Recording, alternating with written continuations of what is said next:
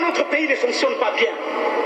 C'est parce que beaucoup de gens ici, ils veulent jouir avant d'avoir travaillé. C'est ça la tricherie, c'est ça la corruption. Ils sont prêts à se vendre à l'étranger et on crée la guerre au Congo. Et on donne des armes aux Hutus et aux Tutsis. Battez-vous, bêtes que vous êtes. Et on leur donne des armes. Ils se partent. Et pendant ce temps, le coltan est récolté. Coltan, or, diamant.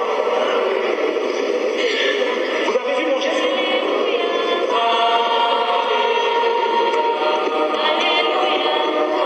L'abbé est populaire dans la ville. Son cri d'alarme s'est trouvé un écho chez les plus misérables. Voilà. On nous pille et on organise la guerre pour pouvoir assurer le pillage. Mais je le dis, pour l'Occident, ce n'est pas une bonne chose. C'est-à-dire que l'Occident gagnerait beaucoup mieux, non pas par cette économie de prédation, il gagnerait mieux en aidant le Congo à décoller. Les richesses du Congo serviraient mieux au monde que dans cette situation de prédation. Il faut donc que les États occidentaux revoient ce système et contrôlent les trafiquants, et les autres pirates de temps moderne qui sont en train d'organiser les guerres ici.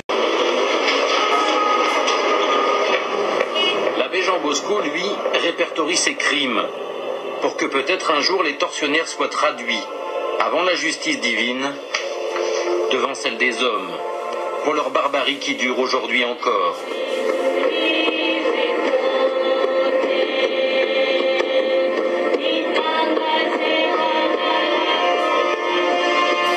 Comment des êtres humains peuvent-ils s'en prendre à des enfants sans défense, à des femmes éventrées, des femmes enceintes, piler des têtes d'enfants et égorger à l'arme blanche des personnes sans défense.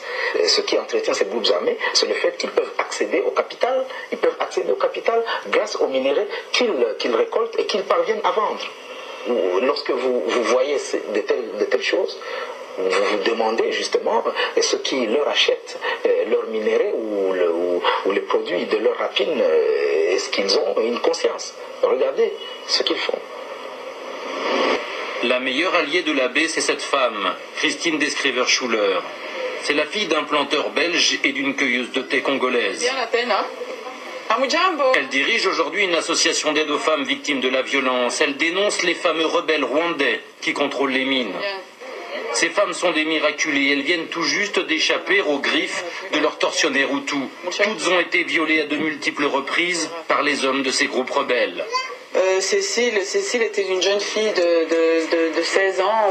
On était venu la kidnapper dans son village. Cécile, on l'a emportée pendant 1 an et demi dans la forêt où elle servait d'esclave sexuelle.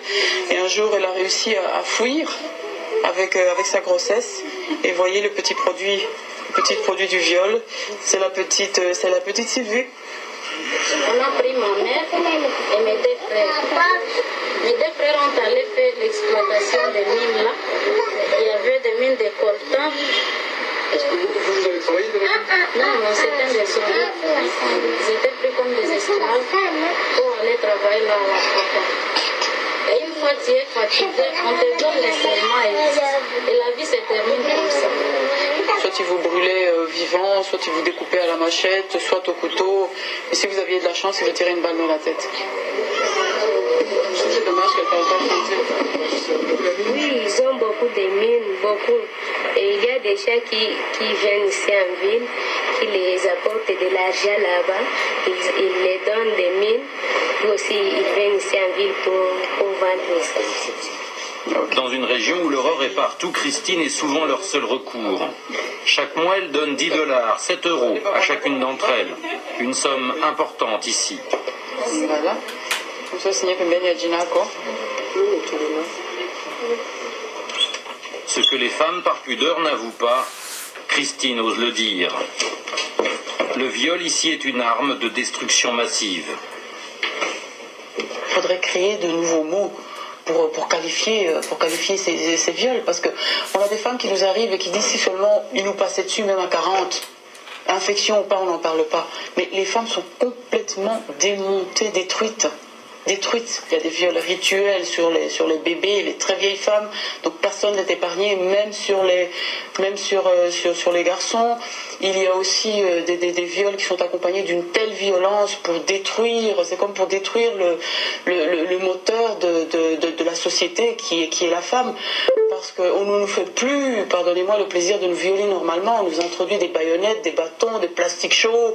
Et il y a aussi ces viols pour, justement, à cause de cette exploitation minière, tous ces gens, tous ces hommes qui travaillent ont des besoins, donc ils vont se servir sur la population et ils prennent les femmes, les enfants, les filles pour satisfaire leurs besoins.